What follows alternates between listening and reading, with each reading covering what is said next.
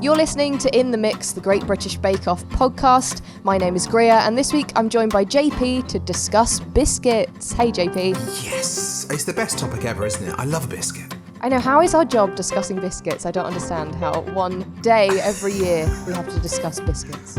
It's such a hard job, but someone's got to do it. I mean, I'll take it for the team, I'm fine.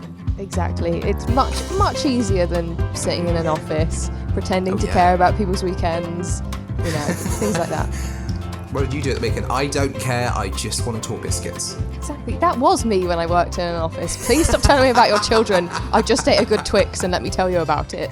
That was me. We love a Kit Kat. Biscuit Week, it started off well again. I'm so excited because this season of the Bake Off seems to be going brilliantly well, mainly because we're still at that stage where we find out new things about the bakers and they're just all eccentric still. And the first signature challenge where they had to make 24 identical Brandy Snaps with a good shape, but any shape, I've written down. But that must be a quote from the show. Any shape, but a good shape. They could be coated, dipped or filled. And during this challenge, we found out a lot more interesting things about the bakers. First of all, because we had a bit of a discussion about malt loaf last week and no one over the age of 30 being able to know what it is or eat it. Brandy Snaps. Is that another one like malt loaf? Have you had a Brandy Snap? I have never had a Brandy Snap. I didn't know what it was. When I saw the preview last week, you were so excited by that. When I saw the preview last week, I thought they were making like cannolis, those Italian pastries. And I thought, do you know what? A Giuseppe challenge here, going to be brilliant. But a couple of the ones that we saw had that sort of cannoli shape. No, I've never had a Brandy. I don't even think I've seen Brandy Brandy Snaps like in the shop. Grant Shafts. It's been a lot of transport this week. The truckers love a Brandy Snap. Well, there's none around. How would we know? That's how we're going to sort out the crisis. Pay them in Brandy Snaps. Exactly. I've never even seen them in the shops. I don't know if you can buy. I don't know if you can buy them. I don't know if you can buy them. They're quite delicate. They're sort of like. Could you mass produce them and put them in a packet? Probably not. If they've got like a creamy filling. I don't know. I've not seen them. Literally 3 minutes in, I'm going to the supermarket groceries app on my phone. And checking. Already I'm doing the research. Well, I've heard of Brandy Snaps because I think maybe my mum or my nan has made them over Christmas time. I feel like they're a festive treat where people eat them mostly. I might be wrong. We might get comments from people saying I eat them in February. It's perfectly fine. But yeah, I don't know. It's not really something I'd class as a biscuit, really. It's not custard cream. It's not bourbon. Well, exactly. I mean, can you dunk it? If you can't dunk it, it's not a biscuit. Having said that, it's got booze in it, some of them. So, I'm sure some people just like it as a nice solid way to eat alcohol. But exactly. When Weatherspoons may be shut for refurbishing or something, and you can just snack on the Brandy Snaps with a cup of tea and it'll be fine. But yeah, you're right. It isn't a dunkable biscuit. And maybe we have to classify biscuits as something that you can actually dunk. That might be a very British thing to say. But I do actually think that should be the classification. I like that. That would sort out the whole Jaffa cake, is it a biscuit, is it a cake thing as well, which we end up debating every year. But I think if it's dunkable, biscuit. Makes it a biscuit, exactly. So we had some quite wild flavours again, which is great. I'm enjoying everyone's different styles and personalities and backgrounds all going into their flavour combinations. But we also had, as you say, some of the cannoli-shaped type Brandy Snaps, and I think they're the more traditional ones. But people were making Brandy Snap baskets, which seemed easier to put the filling in, because really you just needed a spoon rather than any piping technique. So I thought they were quite good.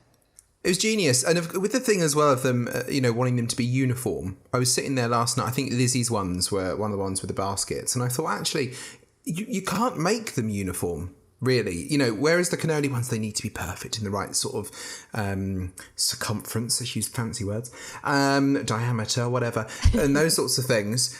With a basket, you just sort of cut it out with a cutter and just squidge it or something. It's not going to look uniform. So it's a bit of a cheat there. I was like, I quite like that way of doing it. It is. They always say things have to look perfect. And they said that about the technical this week. It has to look perfect, it has to look neat, and it has to look identical. How on earth are you meant to create anything that looks identical? I just don't get it. So we had a few interesting flavours. One of the main flavour combinations this week with the Brandy Snaps seemed to be a coffee theme. We had an espresso martini from Chigs. Freya did her cappuccino one. And there was quite a lot of discussion about how different people say espresso or cappuccino. Coffee was quite a big thing on Twitter last night. I get told off a lot by just in my general. girlfriend, but just in general. Yeah. No, for calling it espresso. I don't know why I do when it's not, and I know it's espresso, but yeah, I always call it espresso. I get it wrong all the time. So I saw that debate on Twitter and I was like, yeah, I'm one of those people who get it wrong all the time. Yeah, you're owning up to it though. I am. I'm like, do you know what? I'll take it. But I liked the coffee theme last night. I thought that would work well with the brandy. And I've got to say, I thought Freya's one, really clever idea to sort of think about the cappuccino side of things. Having said that, she said that she would put flavours in her cappuccinos. I don't mess with that. No, you just want a pure cappuccino. Yeah, I'll stick syrups in a latte any day of the week, if I do most days. But cappuccino, I don't mess with a cappuccino. That's true. Weird. I don't tend to order a cappuccino. I'm always a latte, and then you can go vanilla latte, hazelnut latte, pumpkin spice latte. There's no pumpkin spice cappuccino, is there? I think Italians might get upset, maybe. They might do. They might do. Will offend another nation. I know. But Freya, again, she obviously is vegan, and we talked about her last week, adapting her bakes. She did a coconut-based vegan coffee cream in this one, which I thought would be really good because everyone puts different milk in their coffee these days. So actually, it's not so unheard of that the other bakers and contestants might think, oh God, what is that? It's a vegan dish, as some people act like on Twitter. I thought a coconut-based vegan coffee cream sounded really good. Yeah, it was a nice idea. And I like the fact that actually by episode 2, we're now not pushing the veganism too much. They didn't really mention it last night, whereas in the first episode, they were like, Freya's a vegan. And, it's something that last night, they might have done and I might not have heard. That's a totally different story. But it didn't seem like they were pushing the veganism too much last night. No. We found out a bit more about Freya's character this week, as we did with quite a few more of the bakers. Instead of veganism being her main aspect of her personality, this week they concentrated on the fact that she's like a prized show jumper, and she has a horse called Winnie, who actually makes an appearance in Biscuit form later on. But that was enjoyable. Everyone was saying how she says cappuccino like that. Cappuccino. I think it's going to be her catchphrase. If she's ever on, she will be at some point on Extra Slice, even if she wins. Joe Brown and Tom Allen, they'll be bringing up cappuccino, definitely. Cappuccino. To be fair, when I heard her voice the first week, I was a bit like, oh no. Because I don't know, it's not even her accent, it's just her voice. This is really, really offensive to her, isn't it? I'm so sorry for her. No, but I know what you mean. There was that clip of her going around at the beginning when she talked about using that Aquafina.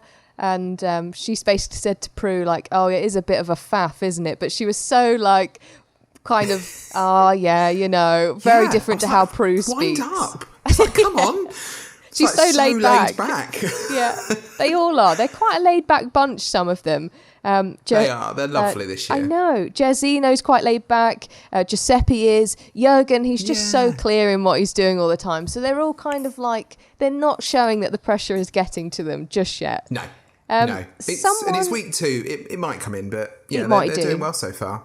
Someone who maybe isn't letting the pressure shown, but she is really letting her eccentric, wonderful personality out there this week, is Lizzy. Every week she just has some gems, and we found out a bit more about her this week. So week 1, she had a sticker of a topless, apparently 6-pack Paul Hollywood on her mixer, which, each to their own. But we've now found out that she has a dog called Prudence, and I just wonder if she was named after Prue Leith. Apparently the dog's a social media star as well. Oh, didn't get that bit. You're right. She is eccentric this year, and I think she's a great character. Some of the things she came out with, the signature bake, the moment where she turned around to Paul when they were presenting their bakes, and she said yes. Well, he asked what the apple bit on top was, and she was like, it's the clagginess, that sort of congealed feeling you get from an apple pie. And of course, we're all sitting there going, nice words. Probably not for the bake-off. No. To which Paul was like, don't say that. Like, you're just talking your bake down completely. But she is, one of a kind, very interesting personality. Yeah. She's so funny. To be honest, I don't know how many more episodes we're going to see Lizzy in, because That's what I was going to say, yeah. she's having a great time. But as she admitted when Matt Lucas asked whether she'd practiced her McDonald's apple pie brandy snaps, she said, well, she went into the practice tent, but instead of baking, she just chucked on a DVD of Harry Potter. I love it. What on earth? Like, wow. That's like... This is like one of the biggest opportunities of your life. I'm sounding like a teacher now. And oh, come on. yeah, I know. It's the biggest opportunity of your life. But at my school, I was at an all-girls school, so every sentence ended with girls. So it was like, this is the biggest opportunity of your life, girls. Come on. Now, ladies. Listen, ladies. It was very annoying. But anyway, so she obviously procrastinated very hard, didn't do any practice, just watch Harry Potter, which I love. And it made me think, what on earth is the maddest thing I've done in procrastination? Because at uni, I was queen of procrastination. I got into student radio because of procrastination. So I just thought, Lizzy, I understand you. I understand you so much. We get where you're coming from. Yeah, that was a brilliant one. And I kind of liked, I had sort of two reactions to that. One, I was like, ooh, practice tent. It was like a little bit of the behind the scenes, sort of how they run the bubble and everything. And then on the other side, I was like almost giving her a standing ovation in my living room. Just go, yeah, this is the sort of thing that we want from the characters on Bake Off. It's like a sitcom. Oh, it's great. I think that's what they're making it to be a bit more. The idea, as you say, it's a bit of behind the scenes. Yeah, okay, cool. There's a practice tent. You know, they're doing the baking. But actually, why is there a DVD player in the practice tent? Also, what is in that DVD collection? I would like to know a bit more about that. Is it there just because of the bubble? And do they have their own individual TVs or like portable DVD players, if they're still a thing these days? Because they shouldn't really be looking at anyone else's bakes. Maybe that's how we ended up with 2 coffee espresso things, if they're all sat around watching Harry Potter and like, oh, well, I'll just do that because he's done that because I've been too busy watching Alan Rickman. It's just, it's a bit weird. That's how the whole Black Forest gate last week happened as well. I know. Somebody was watching Lord of the Rings and all of a sudden we've got 4 Black Forest cakes in a week. Someone's accidentally ordered too much kirsch and cherries on the Waitrose order, and they just arrive midway through Lord of the Rings and they're like, I was distracted, wasn't I? Yes. Take those DVD players out. Remove them. I think it was Prue on the kirsch, to be fair. It's always Prue. Prue loves always it. Prue. That's why we've got Brandy Snaps this week for Prue. She loves alcohol in her bakes. Yeah. Oh, man. Someone, talking of Prue, we have to talk about Prue too, which is Maggie. And last week, Prue, she seemed quite annoyed. She didn't really enjoy the comparison, I don't think, so much so that she said that she might sort of hope that Maggie goes out early so the jokes stop, because that's fine. But Maggie, she had a bit of a disaster in her own words this week. She wanted to create a traditional brandy snap, said that people tend to get too sophisticated, but we'd just heard about the McDonald's brandy snap, but sophisticated, okay, we'll go with it. Claggy. Congealed. Congealed and claggy. Well, Maggie did a traditional classic brandy snap because she thought it would be nice for everyone to try the brandy snap in its original form, and she made it blackcurrant and had creme de cassis as well, and it didn't go very well. No, we're going to go traditional, which means you're going to go simple, which means you need to execute it perfectly, and it ended up soggy, underbaked and chewy. So it was like... Great. Tricky one for her. I really felt for her, but I also thought the blackcurrant flavour, I was like, that's a bit of a weird... I mean, I'm not a massive blackcurrant fan anyway. I think most people over the age of 9 aren't. The occasional throwback to Ribena if you're feeling like a child one day, but it's the opposite end of the spectrum from malt loaf, you know? Yes, it is. You go through your blackcurrant years and you end up in your malt loaf years later on. I'm still in my blackcurrant years, by the way. I can't drink an orange squash, but give me a blackcurrant or a summer fruits. Thank you very much. Summer fruits, yes. I'm with you on that one. This is revenge for last week.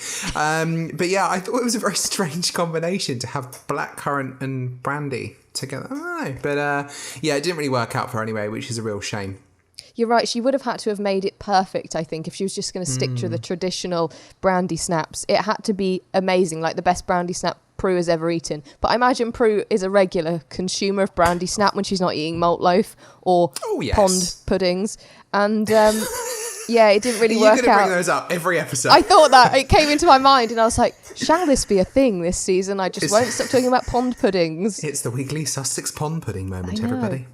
Something that I wanted to talk about is George, because George always seems quite nervous. He's very like, oh my God, how did I get here? I don't understand. And last week his mini rolls really didn't go very well, so he had to claw it back with his Cypriot cinnamon and chopped pistachio and orange blossom cream brandy snaps, which sounds amazing. But something I thought was interesting was he was talking about mastic. I don't. That's a spice mix I think I haven't heard of before. Yeah. It must be Cypriot. But Prue said, don't put too much of that in because we don't like too much of that.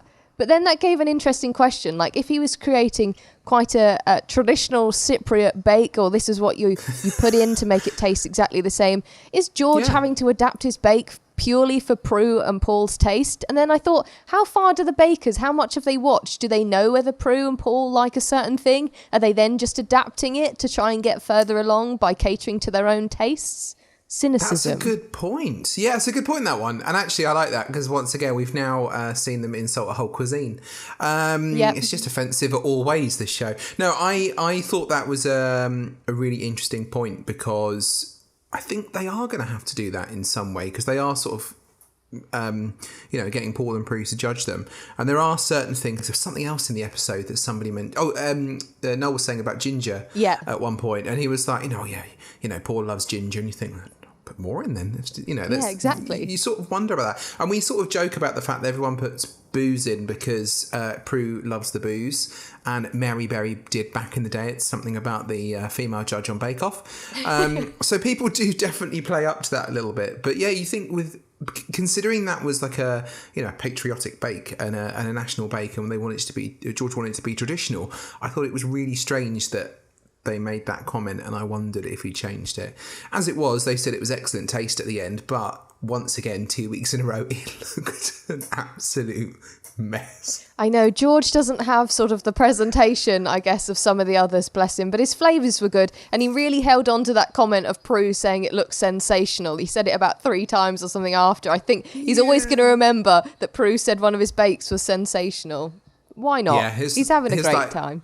That'll be on his email signature in the future. Exactly, I know.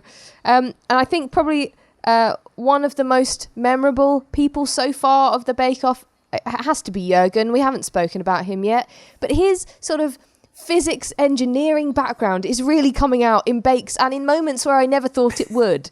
So he's doing a chai spice brandy snaps with creme patissiere, and he talks about how he's been experimenting with chai to make sure that it's been in his creme pat for, that must have been while everyone was watching Harry Potter. He wasn't into it, so he was busy in the practice tent trying to come up with his chai creme pat, and he said he's using over 50 grams of cinnamon in it, which I thought was a bit nuts. That's a lot of cinnamon. A lot of cinnamon, I know. But I've written down part of a quote that Jürgen was saying in his sort of bit to camera. He said, the starch wraps around the protein strands of the egg yolk. And I was like, oh my God. He knows all of the science behind his baking. That's why he's so good. He just knows how everything's meant to interact. And then you cut to people like the rest of us, like Lizzy, just going, I'm going to make a McDonald's themed brandy snap. And then Jürgen's there talking about starch and protein. Very different starch and egg white. You've got Claggy, and then you've got George who forgets to close his oven door. I mean, You've got such a range this year. Jürgen, though, I just, you've got to love him, haven't you? And he got a handshake from Matt after his, and Matt was like, "Oh, it doesn't really, count for anything. It doesn't really matter." And he was like, "Oh, it matters to me." And I was like, "Oh, come on." He looked so emotional after that handshake. That handshake from Matt Lucas means nothing. It's not from Paul, but he loved it anyway. I know. What's he going to be like after a Hollywood handshake? Oh, jeez. No. He might need the medical team to come in. I'm sure there is one. Come on. Yeah, please help. Just some fanning. That's some, that's what they have in ambulances, isn't it? For certain things, they would back in the day for Victorian ladies, probably. Yes. Bring in the fan and some smelling salts. Exactly. Anyway, moving on from smelling salts. That's a quote. Yeah. We'll move on to the technical challenge because I spoke to you yesterday. For listeners that haven't Googled JP, why haven't you? But also, he hosts a regular show on Brooklands Radio, and we spoke on it about the potential names for what Channel 4 were going to call a jammy dodger yesterday, didn't we? We already had some ideas, and they came up trumps. They did, and it's quite funny because there's a trend on TikTok at the moment on social media, which is tell me you're doing something without telling me you're doing something. Yeah. And yesterday's episode really was just tell me you're baking a jammy dodger without telling me you're baking a jammy dodger. Although there was in that thing, is it a jammy dodger or is it one of those jam cream sandwich, like a Fox's biscuit? Because it was a little bit more like one of them. It was sort of like some hybrid mashup of jam biscuits, but they went with sandwich jammy biscuit. Sandwich jammy biscuits. Yeah. Which again sounds very odd. You've got all of the like 42-year-old people in there being like, I'm going to make a jammy biscuit, but it sounds weird. You can't. Chig's saying, oh yeah, I've had a jammy biscuit before, I know what they taste like. I bet he's thinking, this is so embarrassing, I can't say jammy biscuit. It's like if you want an ice cream, you cannot order a knobbly bobbly because why would you want to say that? You can't. I know. And I also just had in my mind afterwards, I could just imagine them doing the introduction and doing, on your marks, get set, bake.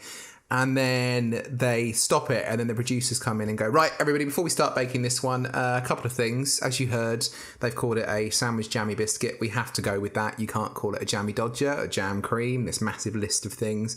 Right, everybody, you ready? And off you go. Because they must have done that. Like, it was all so very corporate and on brand. I know it was.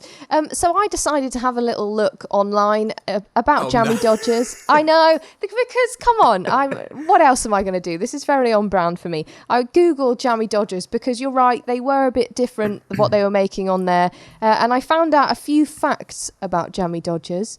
Apparently, the jammy dodgers, obviously, they don't have cream in, whereas I'd much rather have a jammy sandwich, whatever crap that has cream in. Jammy biscuit. Jammy crap, yeah. So, but apparently in the United States they have Happy Faces, which are like our jammy dodgers, but they have cream in as well, and they've got faces. I don't know if you can see my iPad. There's just the most terrifying picture of a face. Let's have a look. It thinks it's a face.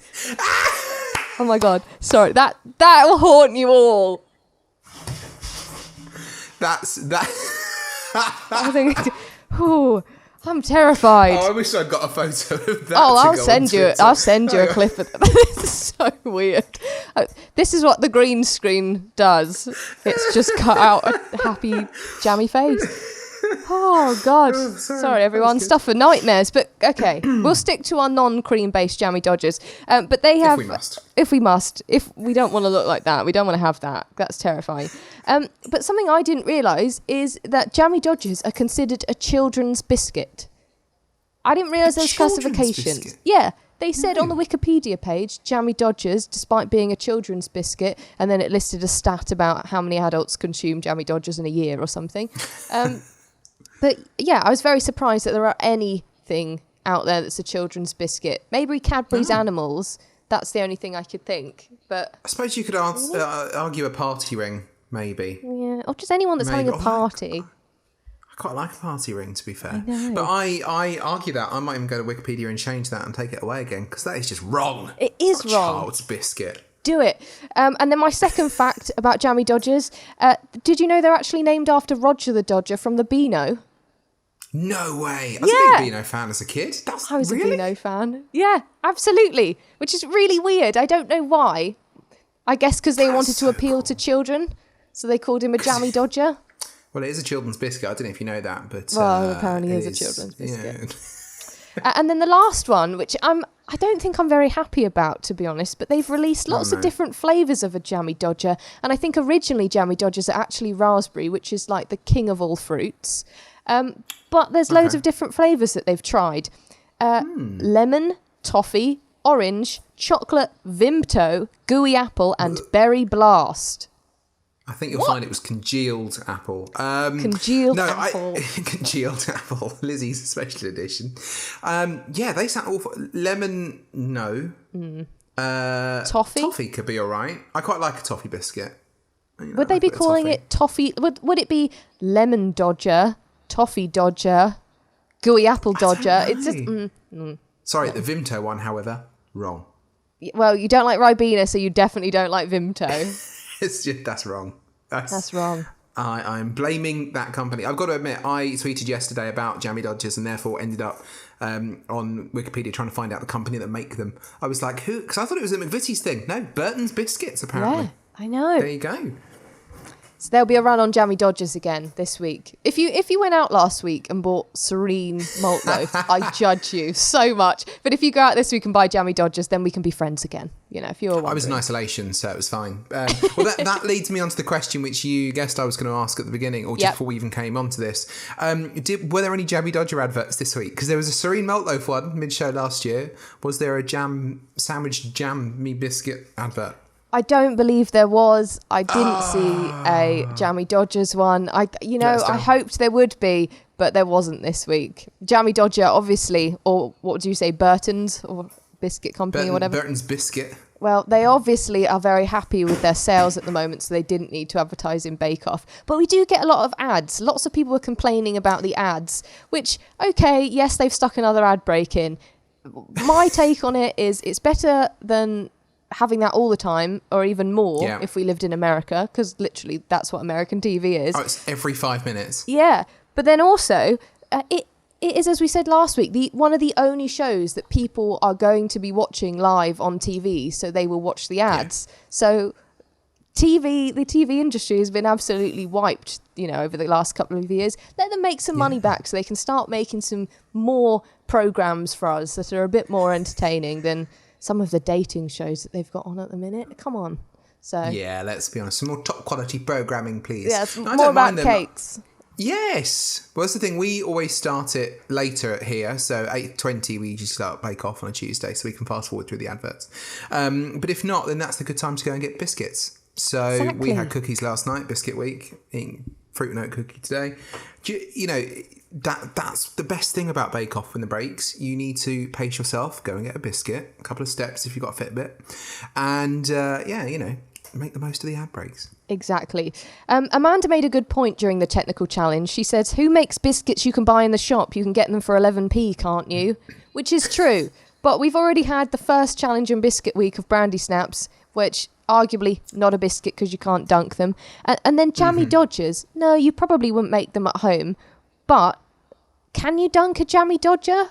I mean, if we're keeping our biscuit classification, you can. But I think you get a bit of like the jam turns into something quite hard, I think, when you dip it in tea. Yeah, I was going to say, that's not going to be the best biscuit to dunk, is it? What biscuit would you dunk? Going off piece now. Okay, I would dunk a lot of things. I'm quite a cereal dunker. I'm not saying cereal as in Cocoa Pop, cereal as in like often. As in regular dunker of anything. I have pretty much, I think I'm safe to say, I have tried about 99% of the biscuits here in the UK, like the standard types. So if I give you a biscuit, are you going to be like yes or no? I can give you pros and cons of dunking pretty much every biscuit. This is my dream. I know from Brooklyn's Radio yesterday, favourite biscuit, chocolate digestive. That's a dunker, right? Dunker, because digestives, unlike rich teas, where you've got to be absolutely careful, you can't even leave them in for longer than like half a second. Digestives, they've got a bit more substance to them, so you can dunk them, they can get the tea in there. But when you've got a chocolate digestive, it gives you some more integrity, so it doesn't snap. But because it then melts, because I'm disgusting, you can lick the chocolate off. It's great, I know. And then have the like sort of mushy biscuit bit, which is nice as well, but the chocolate's the best bit. So yeah, definitely, if it's got chocolate on, 100% a dunkable biscuit. Okay, pink wafer.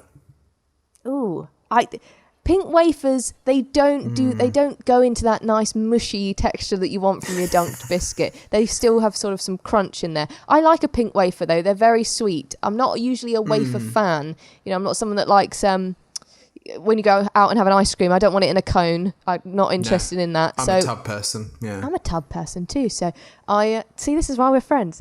So I would dunk a pink wafer. I would, but it's not as good as a standard biscuit. I'll go for one more. What about a ginger nut? Ooh, I definitely dunk ginger nuts, definitely. Yes. But you can tell this is bad because I have like proper knowledge of what happens when you put a ginger nut into tea. It's because they've kind of got those cracks in them, and obviously I'm not as scientific as Jürgen. I haven't thought this through, so I'm going to wing it, and it's going to make no Why sense. not? But just go with it. Because the actual biscuit like consistency, there's sort of gaps, sort of a bit more than you would have in a rich tea or a digestive or something. There's some sort of gaps in there. So when you dunk it in, the tea goes in, but you've got to be careful because when you lift it back out, you can get tea dripping down you from the biscuit. You can. That's a good point, actually. It's an So you've got absorbent biscuit. Exactly. So they're quite hard. So you've got to dunk it in. You want to get it sort of as soft as possible. So you leave it in there a little bit longer than perhaps some other biscuits, and then you've got to take it out, quickly eat it. But you might get tea down your arm. Could be a bit of drippage on that one. Maybe I'm just a mess. No, I've got to admit, I'm one of those heathens. My mum reminded me last night when we were talking about biscuit dunking. She watches Bake Off too. Love it. That as a child, I used to bite either end off of a chocolate finger and use it as a straw with hot chocolate. That's amazing. That is God tier. I have never that's not done really that. Dunking, but it's good. It's good. I heard before, I think I read it online or someone told me or something, that people have bitten the ends off 2 Twixes before, like the same Twix finger before, both ends, stuck it in tea and then sucked tea up through it, because you've got kind of that like weird biscuit like tunnel that goes through underneath the caramel. But no, that's weird. With a chocolate finger, I think I'm very much I want to lick the chocolate off things. So I thought biscuits only. And Cadbury's fingers, when you dunk them in, I'd be licking the chocolate off. I wouldn't have even thought of trying to use it as a straw. There you go. We come from different worlds. We do. Glad that bit's was over. educational. It was. Let us know in the comments or online. Send us an email or find us on Instagram at BakeOffPod and give us some more biscuits if you want to, find out whether they're dunkable or not, because we could do this for a while. But quickly moving back to the technical challenge. Now, Paul set this challenge and he was saying that they've been given stamps to sort of make sure that the top of the sandwich jammy biscuit looked exactly like it would in the shop, and they had to cool them. And that was the thing that seemed to catch most people out. It had to be chilled, the dough, before they could take the heart out the middle. Amanda was struggling. She was saying hers looked a bit like mashed potato, which you never want with biscuits. So it seemed to be the main issue was making the dough cool to keep the sort of the pattern on top when it goes in the oven, basically. Yeah. And it was funny because as soon as the episode started and you see Paul coming out in his shirt, always a shirt for Paul, and I was like, it does look a little bit like a hot day. And I think they do Biscuit Week right at the beginning, not only because it's one of the basic weeks before we get onto the fancy themes later in the series, but it's one of those things that you do need slightly cooler weather for if you're doing things like shortbread and that, because of the butter. So I was like, it's really mean when they do it in really hot weather, but it makes great entertainment for us. I know, I love it. They do Biscuit Week, they do Cake Week, Biscuit Week to hook the new people in or to get people stuck in, and then they can just start bringing out like the absolute mad weeks that they do sometimes. Tudor Week has still never left me. It's weird. 80s Week was so good, but ice cream cakes in the height of summer. I can't wait for when we get to that absolute madness stage, like the fever dream stage of week 8 or something, because they've run out of normal baking. That's the best time. It's the best bit of the series when you get to the very end of each episode and it's like, what's it going to be next week? What? Yeah. Sussex Pond Pudding Week? Not again! Yeah. Things that Noel Fielding has dreamt up week. I want that. The Mighty Boosh Week, I would like. Mighty Boosh Week would be great. Maybe that links to what we've always said about the FA Cup Styly Challenge generation as well. This week they will have to make biscuit sculptures of Tudor houses for Tudor Week. Exactly. The 1560s week. I'd love it. I'm really looking forward to seeing the sort of wild card weeks that come up. It will be fun. Before we move on to talking about the most fun, which is the Showstopper every week, Jürgen, again, excelled in this technical. He got first place again. And there seems to be a little bit of a rivalry, I think, or it's playing out like that between him and Giuseppe. Giuseppe, you can see really wanting to win, but he comes in second, and he's so lovely. He's like, well done, Jürgen, gave him a little pat on the shoulder or something. But there's a rivalry. You can see the two of them sort of going, right, I want to be number one. Like, it's basically like, I want to be head boy. It's very much like that. I know, and you just sort of think for both of them, and I'm a massive Jürgen fan, but also I thought Giuseppe, brilliant baker, great stuff last week, great stuff this week. And as it was getting to that moment of Star Baker, those were the two in my head. And I was sitting there going, I don't know which one it's going to be. I'm not going to spoil it just yet. But yeah, I was like, which one's it going to be? Because it always seems to be between those two in the bakes and everything so far. I think it will. I think that's going to continue. I saw an interesting tweet yesterday somebody put out, which I thought was the funniest thing I saw on Twitter yesterday, was that someone had said that Giuseppe looks like nearly headless Nick from the first Harry Potter. And I just thought, maybe Lizzy had thought this and this is what distracted her in the signature challenge. Maybe. But I can't unsee that now after looking at that photo. That's John Cleese who plays nearly headless Nick. So Google it if you don't remember. It's been a while since that film was out. That would make a great cookie jar, wouldn't it? Biscuit tin. Just lift the head up to the side, hinge it out. Biscuit. I love it. Oh. All I can hear is Emma Watson going, nearly headless? How can you be nearly headless?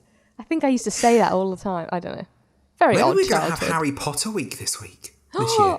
Oh, wow. Would that be? That would be so good. The rights to that, though, come on. Warner Brothers. True. They've just got to go for it. I'd love that. They do. Well, now that Netflix has got all of the Roald Dahl stuff, maybe Love Productions could do something with Harry Potter or with Roald Dahl. Why is this not happening? I know, that's maybe why they've added the fourth ad break, so they can actually make more money to start buying rights from shows and Roald Dahl or Harry Potter, maybe. It would be a lot of thousands. I guess. It'd be loads. Yeah, it would Having said that, Bake Off is now on Netflix, so, maybe. Ooh, maybe. Interesting. We will see.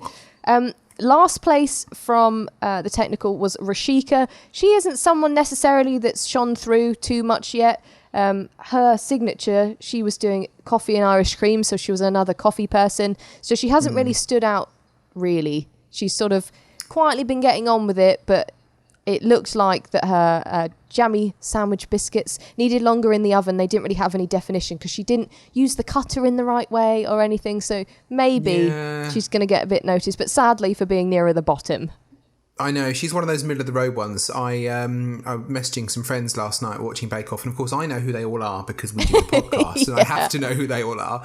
But I was like, it's a shame for Rashika, and they're like, who? Yeah, who's that? Why do you know their name? It's like, hang on, why?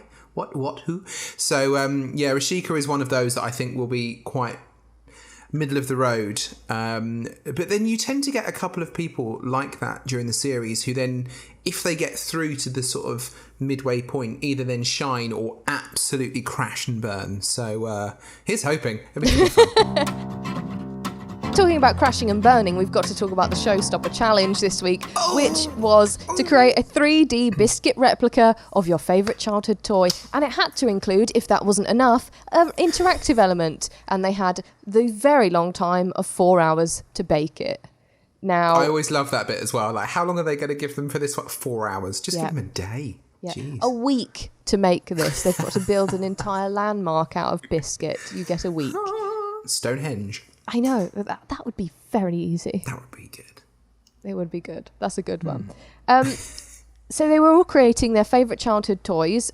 I feel like some of them may have picked some favourite toys, not really favourite because they were easy, as you say, the Stonehenge to make out of biscuit. Others went mad with their interactive elements. So we'll go through. We'll talk about George first because George, he was one of the first people that they showed on the Bake Off yesterday creating his Showstopper challenge. He was going to create an aeroplane made out of gingerbread with candy floss clouds. And I thought it was going to be really good. But his interactive element was a motor. So the aeroplane was actually going to fly around on the table, which I thought was going to be amazing.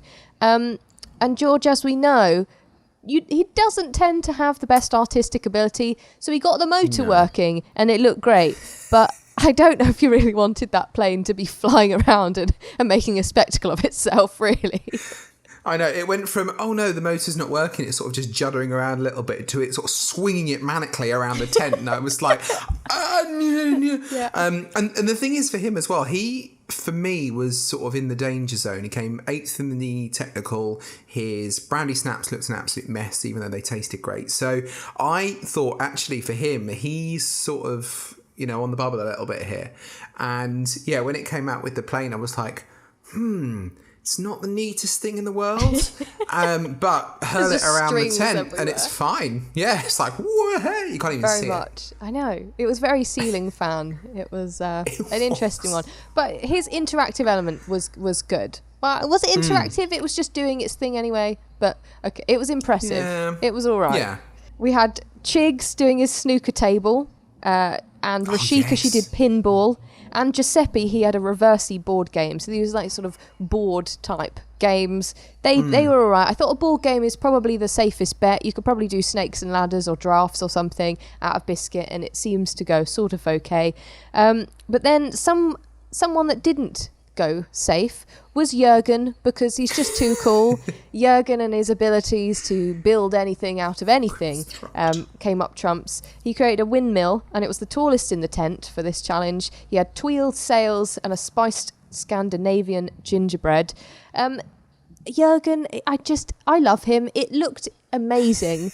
But he did start doing a bit of a sad monologue at the beginning, saying the reason he's picked a windmill is because he was very poor growing up and didn't have a lot of toys.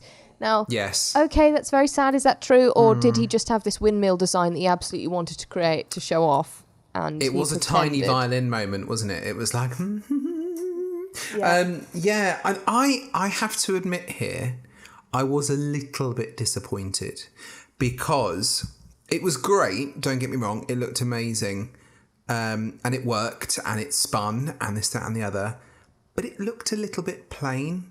And I didn't want it to look garish and, brightly coloured, and that as some of the bakes do over the years. But I don't know, I wanted something a little bit more, maybe some icing on it or something. Yeah. I was a bit like, you could have tightened that one up just a little bit. That's true. But, yeah, it was still amazing. As you say, the fact that it held together very well compared to some of the others, and was so tall and substantial. I mean, that must have been weighty, that sail.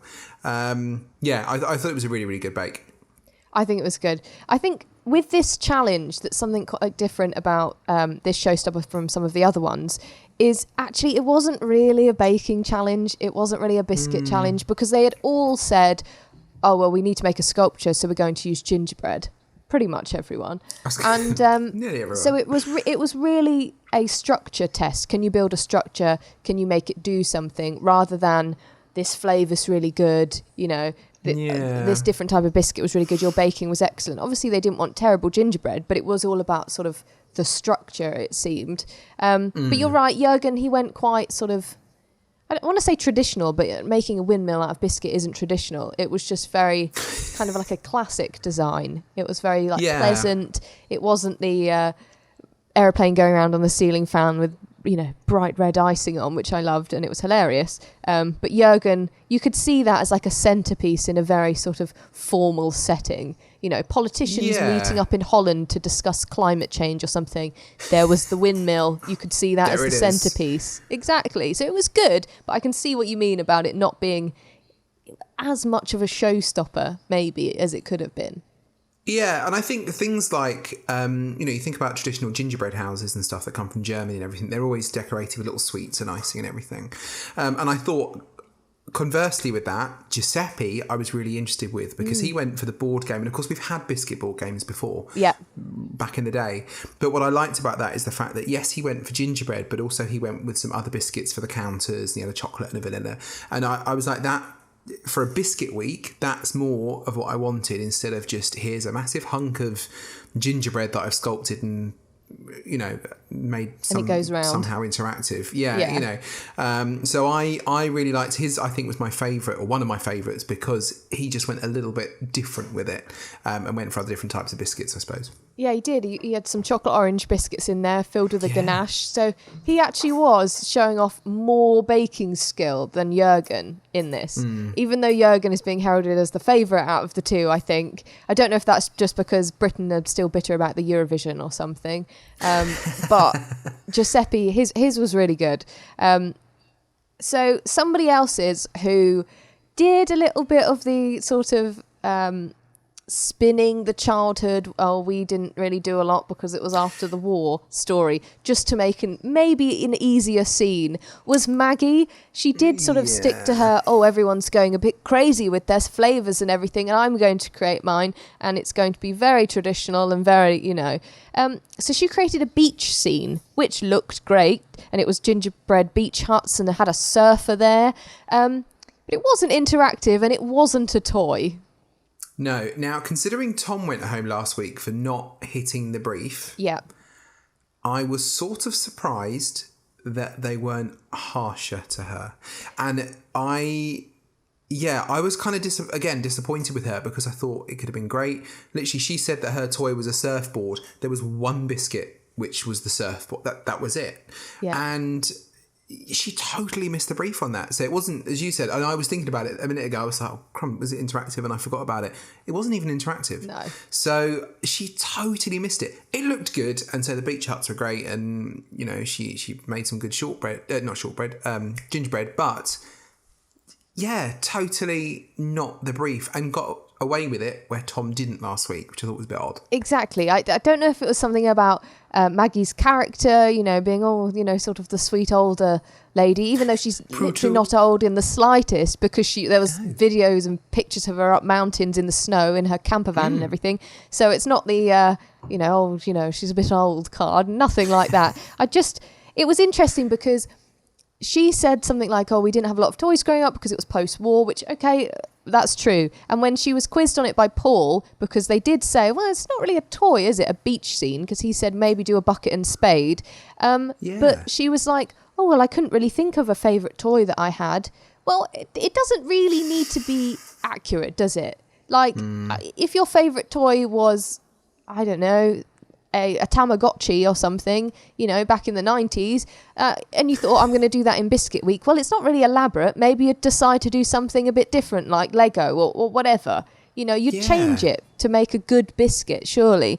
So if she thought, oh, well, I didn't really have a toy, well, you know what toys are? Like, make one. But do you think she was a bit like, oh, I don't want to stray too far away from, my own experience or personality or something? She didn't want to make a football, or she didn't want to make a, whatever else is a basic toy, a teddy bear, Yeah, she played it really safe, and say she just didn't really do what the task was, I thought. No. The challenge, which was a real shame. It was. And the interactive thing, which I thought was quite funny, is, George has got a motor, Chigs, you could play snooker on his table. Rashika, that's great. They tried to do a pinball. Okay, it broke a little, but you could probably play pinball. A ball moved around. Whereas Maggie, she had tied the surfer to a bit of string, so you could sort of just pull it along. That's what you'd actually play more with a cat than that.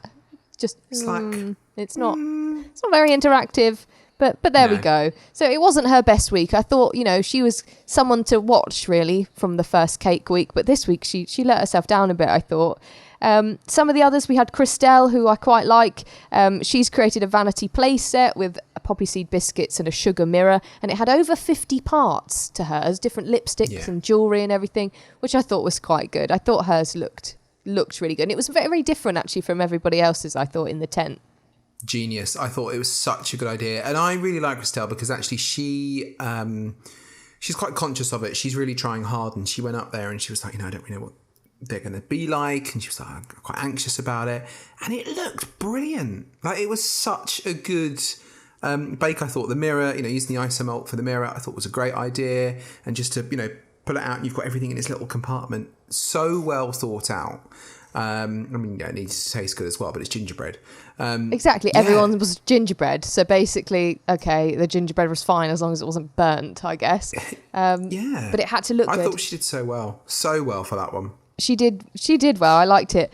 Lizzy, who had been doing hilariously with her McDonald's.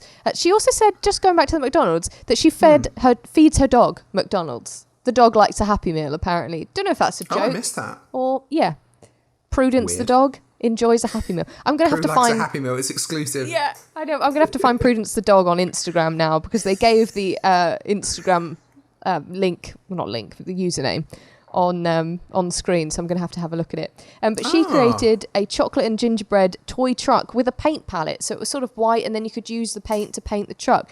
And I thought that was quite good, but Paul and Prue thought it was a bit of a cop-out, that it wasn't interactive enough. But I was thinking, like, even with Christelle's, her interactive thing is a draw. Maggie's is pulling a string along. Actually having a paintbrush to paint on a truck, I thought was a bit better than that. I thought it was a great idea. I thought it was absolutely genius. I really like the idea of it. And I thought, I don't know, I sort of get where they were coming from and saying it was a little bit of a cop-out. But actually, she still had to decorate and put the white on the side of it and make sure it looked that. And if anything, it's harder to make sure that something looks like it's supposed to without colouring it in and decorating it. Yeah. So, I thought she did really well with that one. Genius idea. Yeah, I thought maybe the only thing she could have done is, done a bit of the paint job herself on it before she gave it to the others. I don't know, but they didn't seem too excited by that interaction. But I liked it. I think we should probably talk about the actual two main people in the Showstopper challenge now, and that was Amanda and Freya, because they both come up with the same idea to create a rocking horse, and one went very well, and the other really, really didn't. It was amazing because as soon as the word shortbread was uttered, I went, whoa, that's it. It was like, out of all of the biscuits to use, so they've all used gingerbread because gingerbread's great for building. It's a strong, robust biscuit. Shortbread, by its very definition, is supposed to be crumbly. And I know. So why on earth would you? Yeah, it was very strange. And so Amanda went for the shortbread biscuit, and it was really sweet because there was this moment where she started putting it together and it literally cracked. The first two bits of biscuit she put together cracked, and it was like, great. So she started gluing it together with sugar. And then Freya, bless her, came over and helped her. And she's like, it's going to be fine. It's going to be all right. I know. And there was this moment where it felt like it might be okay. She put it into the display stand and it was like, great, it's sort of standing up. And then 30 seconds later, next shot, there's just a pile of bits of horse literally. It was like, wow, okay. It was like watching a 2-piece slot machine when it pays out. That's what I thought. Yes. You were there waiting. I like that. Thanks. You had that sort of like, okay, it's there, it's on. And it was almost as if, you had your 2p on and it was getting pushed out by the tray and then it all collapsed. It wasn't good. And you're right, she used like a shortbread style biscuit. I think it was like an American sugar cookie type biscuit, which I think is the same consistency, quite crumbly. And she said that she didn't really want to use gingerbread because she thought that was so obvious, but she doesn't also herself like gingerbread because it's quite hard. She prefers a more crumbly biscuit, which, okay, maybe you do, but maybe it's not the time for personal preference, much like Maggie and her beach toy that, Freya the vegan was making butter last week. Get over it, love. Come on. Yeah, exactly. So Amanda, I think sugar cookies are something that I see online all the time. You see on Instagram and TikTok and stuff, people decorating them so like beautifully and so intricately. I have wanted to make them. I've made them once and tried to ice them, and after like 2 seconds of trying to use like icing, I thought, I'm not suited for this. I'm not interested. I'm just going to eat it. Icing on, eat, done. Because it is so difficult. But she did give it a good go. She did really stick everything together. It looked, from the lovely drawing that they get done every time of their bakes, it looked like it was going to be a triumph. But as soon as those biscuits were stuck together, it started crumbling. It was just the wrong type of biscuit. I bet It was. She thought probably that she was going to be the only one. Maybe it was a risk, wasn't it? So she was sort of the only one doing structurally a different type of biscuit. She probably thought, it's a gamble, and it didn't pay off. No, it was a real shame because it was a great idea and made worse for her by the fact that Freya did exactly the same thing, but in gingerbread. And actually, I thought that looked stunning. I thought it was really good. Again, the icing and everything, which Jürgen could have done on his, Freya did on hers, and it looked so good. So that made it a million times worse for Amanda. Oh, it did. At the beginning, so she was worried. Yeah, she really was. At the beginning when I guess it was like one of the production team had sort of mentioned, oh, you're not the only one doing a rocking horse in the tent. She was very much like, no, I'm not the only one, like shouting over everyone, I'm not the only one doing a rocking horse in the tent. So I think she was a bit put out that Freya was also doing one. But you're right, it was a sweet moment when Freya came over to help, but also it was slightly twisting the knife in because she was the other one doing the bake that Amanda wanted to do, and it was going well. But then she ended up actually helping Amanda. My boyfriend was trying to call sabotage, that she came over and as soon as she picked up the horse, it broke. I don't think it was that. I just think it was, bad luck. And unfortunately, Freya had really thought about it and stuck with the traditional gingerbread. So it looked good. And yeah, that horse, it looked sad, didn't it? It really did. It did. Not good. I think someone we need to talk about, because actually he is a big part of this episode, but his bakes weren't very memorable, to be honest, is Jerzino, who created a sailing ship spiced gingerbread, and it had interactive lights. Jerzino, he was chosen. I'm just going to put it out there. He was chosen as the worst baker of the week, and he has been voted off by the judges. But I didn't find his bakes, other than the sailing ship, very memorable. Like his signature challenge, I'm having to scroll up and being like, what on earth did he create? It's like, what was it? I've got it here. Chocolate, passion fruit and pineapple. I mean, that in itself isn't a great combination, is it? Not necessarily. Spiced pineapple, I've never had. I bet it's nice. He did have a little accident with his cream on the hob. It kind of went everywhere. And I've written down a note that he didn't finish his Showstopper last week either. So actually it was timings and just sort of the, how the challenges were going that seemed difficult for him. But it looked great in the drawing, this sailing ship. But again, when it came to presenting it to the judges, it looked a bit of a mess. Yeah, it was. And again, great idea, great concept. I like the rice paper sails. Yeah. The bits of treasure that he had on the deck. I was like, he's thought about it. He's tried to make it interactive. It was colourful. I think it went too far the other way. He sort of just slapped some colour on. Obviously borrowed some of Lizzy's kit, I think. Yeah. And it was a good idea on paper, but it wasn't executed well at all, which is a real shame. He came 9th in the technical as well. So, as you said, for him, it was a poor week. And he sort of disappeared a bit this week. And I have a hunch as to possibly why, weirdly. So this week was, as we know, plagued by technical issues. The voiceovers were completely out. Oh, yeah. You couldn't hear, if there was music, it was, you couldn't hear it. But also, I have a feeling, and I haven't checked this, so I might be wrong, but I also have a feeling that they spelt his name wrong last week. Ooh. And his name is now being spelt differently on the website, on Wikipedia, on everything.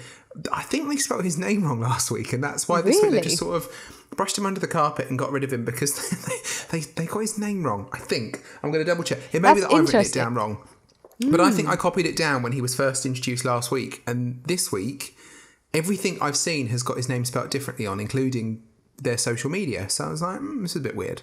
I'm going to have to rewind back on the Sky from last week and see how they actually spelt his name, because that would be interesting. Yeah, he didn't seem to get a lot of screen time, really. But I guess because he's not one of the big flamboyant characters that they've got in there. He seems like a really lovely man. In his sort of video bits of telling the audience about who he is and what his life is, he's very much, he likes going on walks with his dog and putting his feet up reading a book, whereas some of the others were like, I play my trombone and here's my pet rabbit that lives in the house and I'm a horse rider on the beach. And so Jerzino kind of got lost, as you say, in the mess of everyone else, really. So and his bakes were good on paper, but it wasn't memorable, the ship.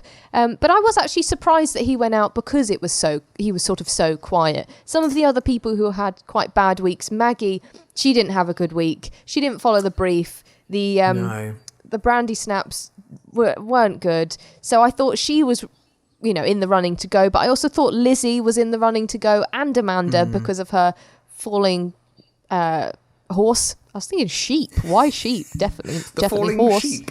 Falling sheep. What's that? My brain is mad. I had those on my list too. I thought they were going to go. Yeah. I thought Jerzino didn't make enough of a scene to be the one to go, and the episode didn't focus on him so much that he was going to be the one to go. So I was surprised it was him, really. I would have liked to have seen more, but he seemed to not be able to handle the timing. I mean, I wouldn't have been able to handle the timing, but he didn't seem to, be able to complete his bakes in the right time and have them look anywhere near like the pictures that he had described. So maybe he was the right person to go.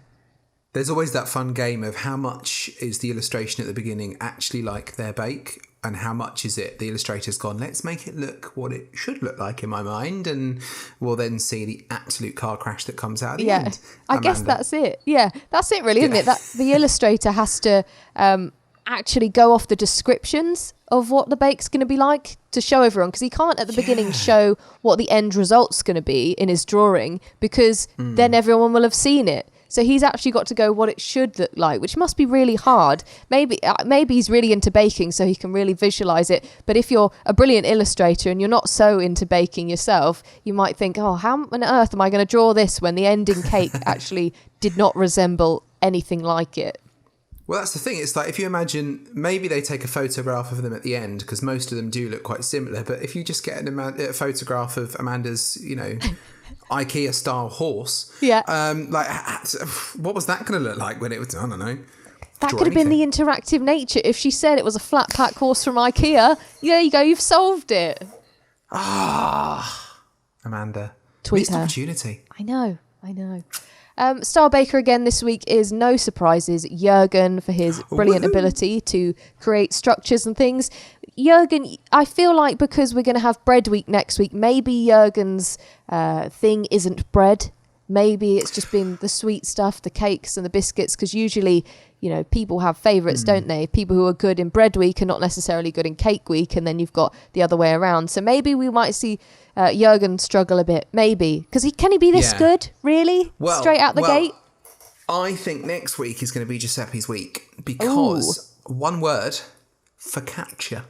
Yes. It's Italian bread. Italian bread. It's Italian, the Italian man, Italian bread. If he doesn't, ace the focaccia, what's going on? I reckon next week is, Giuseppe's week. I think it's going to be a good week for him. But I don't know if we've had somebody who's won both of the first 2 weeks before. I was going to research that, forgot to. I don't know if that's happened before. I really don't. I can't remember. Peter last season did very well, but I can't remember if he was Star Baker both times. We've had so many seasons now. You need like a whole day to be able to research whether these certain things have happened in the tent before, or whether they've done this certain challenge before and things. So I don't know, but we've had people who have got Star Baker quite consistently. Peter was one of them. I think we had an Ian a few years ago that kept getting Star Baker quite often. We did. So, but I think at some point... It was Peter first week, Dave second week last year. Yeah. So... I'm going back in time. Reminiscing about Bake Off's gone. But Jürgen, we're going to have to see if he can get another Star Baker for the third week running, or is Giuseppe's nice exterior going to change, and is he going to start really dueling with Jürgen? Because I can see it. I can see it happening. I could see it in sort of his face, thinking, well done again, but I want it to be me. So as you say, focaccia. Oh, we have got one, actually. Stephen, who was on the year where Sophie won series 8. Stephen. I think Stephen was Star Baker for the first 2 weeks. Well, there we go. Researching as we go. But at least you all know now. It's good. It's good. So next week, as I said, we're back with Bread Week, which usually I think is about week 4. So we're doing it a little earlier. So maybe next week will be one of the wackier weeks after that. But you said that we've got focaccia. I don't know if I can remember some of the other ones now. I haven't written them down. But I don't know what the middle one... I don't know what the technical was. It looked weird. It was like a bowl of this weird gloopy bread mix with stuff chucked into it. It might have been like olives and stuff. I don't know. It looked a bit of a Sussex pond pudding of a loaf, really. Oh, no. Not again. It was a the bread version. Well, thing. Not good. Yeah. And I can't remember what the last one was. No. We're both well researched. We love Bread Week. I love it. Bread Week. Bread Week is so good because Paul Hollywood lords it up and acts like the Bake Off Jesus, essentially. Yeah. He does. He walks around, his hands are more in his pockets as usual. He puffs out his chest even more than usual, and I swear he makes his eyes more blue and piercing than usual in Bread Week. Yeah. So that's what we've got to look forward to next week. So exactly. Hollywood of Bread is back. Can't wait. Exactly. So I'm looking forward to it. Thanks everyone for listening and for joining us on In the Mix again this week, especially JP, who is literally always on the other end of my phone when I talk to him about Bake Off. But thanks so much for listening. I know. And remember, if you don't follow us on Instagram, please do. We're at Bake Off Pod. We put posts out like this. We put different... I was on JP's radio the other day. We'll put that out. You can have a listen. See what we get up to in the week when the Bake Off isn't on. But anyway, thanks for listening. Make sure you subscribe here on Apple Podcasts or Spotify. And we'll see you back here next week for Bread Week. Woohoo!